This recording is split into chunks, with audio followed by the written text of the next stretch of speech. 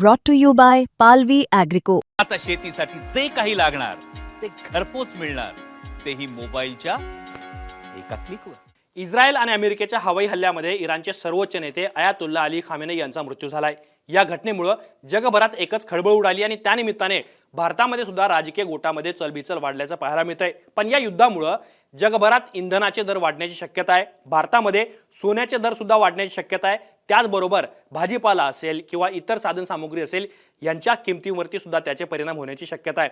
भारतामध्ये राजकीय आरोप प्रत्यारोप सुरू असले तरी सुद्धा इराण आणि इस्रायल या दोन देशांमधल्या युद्धाचे भारतावरती नेमके काय परिणाम होणार आहेत, पुढच्या काळामध्ये किंवा नजीकच्या काळामध्ये भारताला कुठल्या नवीन गोष्टींचा नवीन आव्हानांचा सामना करावा लागू शकतो, याच प्रश्नाचं उत्तर मी तुम्हाला या व्हिडिओच्या माध्यमातून देणार आहे। नमस्कार, मी या ठिकाणी मुंबई तकमध्ये तुम्हा सर्वांचं स्वागत आहे। तर इस्रायल आणि इराण या दोन देशांमधील युद्धाचे काही 6 परिणाम आहेत, त्यातले काही महत्त्वाचे परिणाम मी तुम्हाला सांगतो आणि त्याचा सामना भारताला करावा लागणार आहे। त्यामध्ये पहिलं आहे तेल, म्हणजे इराण हा आखाती देशांमधला एक प्रमुख असा देश आहे जो भारताला मोठ्या प्रमाणामध्ये कच्चं तेल प्रोव्हाइड करतो आणि त्याच्यावरती प्रक्रिया केल्यानंतर भारत आपल्या देशासोबतच इतर छोट्या मोठ्या देशांना सुद्धा तेल निर्यात करत असतो। त्यामध्ये पहिला महत्त्वाचा मुद्दा काय आहे तर इराणने हॉर्मुझची खाडी वाहतुकीसाठी बंद केल्यामुळे रविवारी कच्च्या तेलाच्या किमतीमध्ये मोठी वाढ झाली।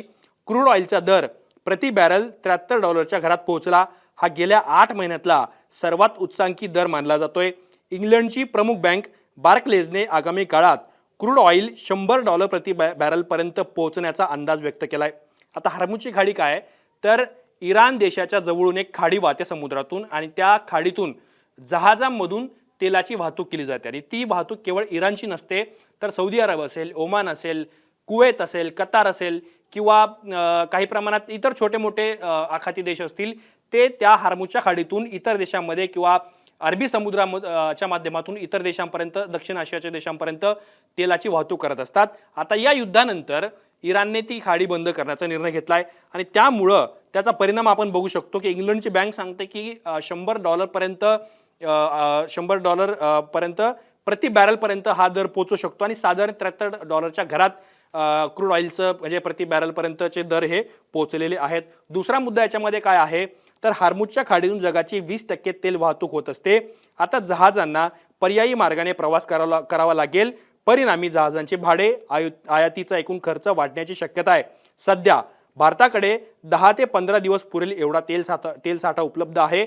अशा वेळी युद्ध झाल्यामुळे भारताला तेल मिळवण्यासाठी गरजेपेक्षा अधिक पैसे मोजावे लागू शकतात, तसेच भारताला पुन्हा रशियाकडून तेल खरेदी करावी लागू शकते। यातला एक मुद्दा प्रचंड महत्त्वाचा आहे की भारताकडे आता 10 ते 15 दिवस पुरेल एवढा तेल साठा उपलब्ध आहे आणि जर आता आगामी काळामध्ये किंवा पुढच्या काळामध्ये हॉर्मुझची खाडी जी इराणने बंद केलेली आहे ती जर बंदच राहिली तर भारताला अधिकचे पैसे मोजून इतर देशांकडून तेल खरेदी करावं लागेल। म्हणजे आपण बघितलं होतं कोरोनाच्या काळामध्ये भारताने रशियाकडून तेल खरेदी केलेलं होतं।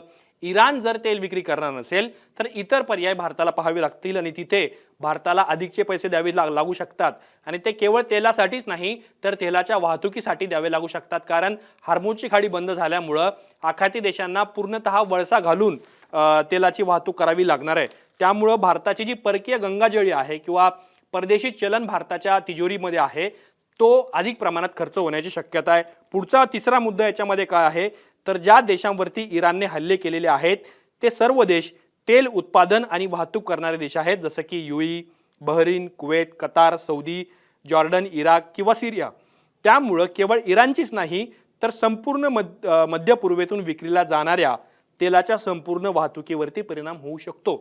हा मुद्दा केवळ भारतासाठी लागू होत नाही तर संपूर्ण जगासाठी लागू होतो। ज्या आखाती देशांमधून जवळपास आपण ज्याला म्हणूयात की संपूर्ण जगामध्ये म्हणूयात तेलाची विक्री होत असते, तेलाची वाहतूक होत असते समुद्र मार्गातून, पाण्याच्या मार्गातून, तर त्यामुळं जे देश तेलाची निर्मिती करतात, तेल विक्री करतात, तेलाचं ट्रान्सपोर्टेशन करतात, त्या देशांवरती इराणने हल्ला चढवलेला आहे। अर्थात इराणचं वर्जन असं आहे की त्या आखाती देशांमध्ये अमेरिकेचे हवाई तळ आहेत आणि त्या हवाई तळांवरच आम्ही हल्ले केलेले आहेत।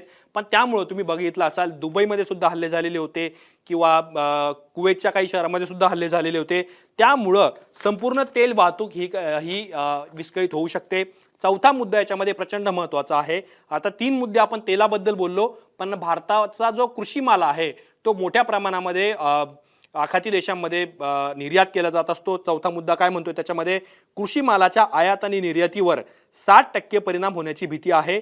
उरणच्या JNPT बंदरावर कांदा, भाजीपाला, केळी आणि द्राक्षांची वाहतूक करणारे 1000 कंटेनर शनिवारपासून अडकून पडलेले आहेत. गेलेले काही जहाज माघारी परतण्याची शक्यता आहे. परिणामी शिपिंग कंपन्या आखाती देशांमध्ये माल वाहतूक करण्यास नकार देत असल्याची माहिती आहे.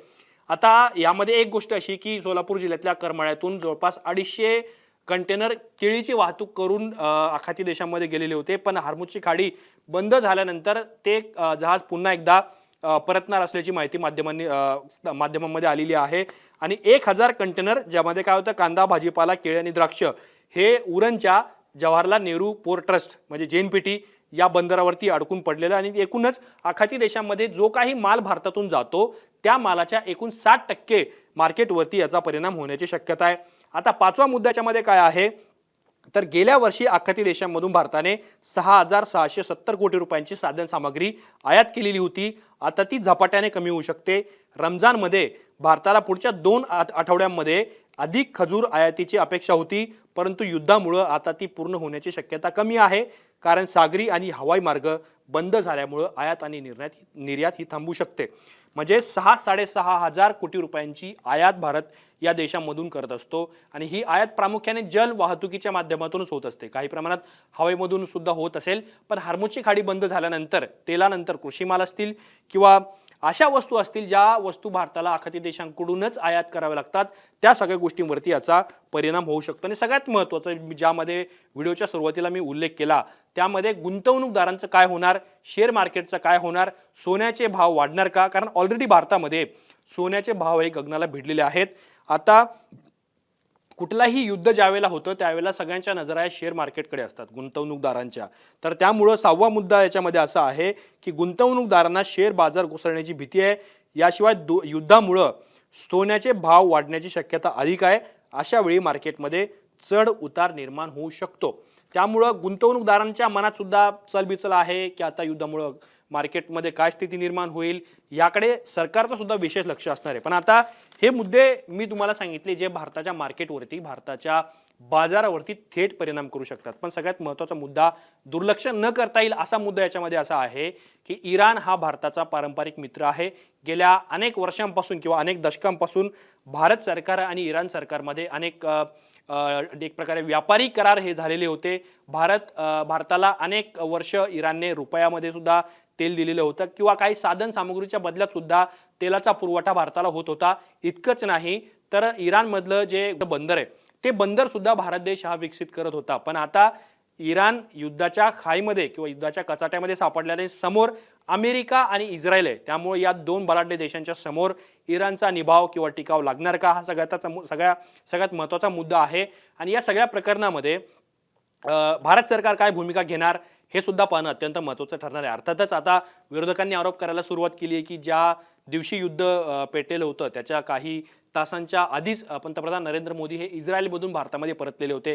त्यावरून सुद्धा राजकीय वर्तुळामध्ये एकूणच चर्चा झालेली आहे. पण आता इथून पुढे गोष्टी कशा बदलतील, इराणमध्ये जे नवीन नेतृत्व आलेलं आहे त्यांच्यासोबत आम्ही चर्चा करायला उत्सुक आहोत असं अमेरिकेचे राष्ट्राध्यक्ष डोनाल्ड ट्रम्प यांनी म्हटलेलं आहे. त्यामुळं युद्ध आणखीन पेटत जाईल किंवा ह्याला पूर्णविराम लागेल हे सुद्धा पाहणं अत्यंत महत्त्वाचं होतं. पण या व्हिडिओच्या माध्यमातून भारतावरती होणारे संभावित परिणाम हे मी तुम्हाला सांगितले. अर्थातच राजकीय कूटनीतीतून किंवा राजकीय सामाजिक हे परिणाम सुद्धा यातून वेगळे संभवू शकतात. त्यामुळं त्याबद्दलची सुद्धा चर्चा आता राजकीय वर्तुळामध्ये एकूणच होते आहे. त्यामुळं या सगळ्या प्रकरणांबद्दल तुम्हाला काय वाटतं हे आम्हाला कमेंट बॉक्समध्ये नक्की सांगा. असेच माहितीपूर्ण व्हिडिओ पाहण्यासाठी मुंबई तकच्या यूट्यूब चॅनलला सबस्क्राईब करायला विसरू नका.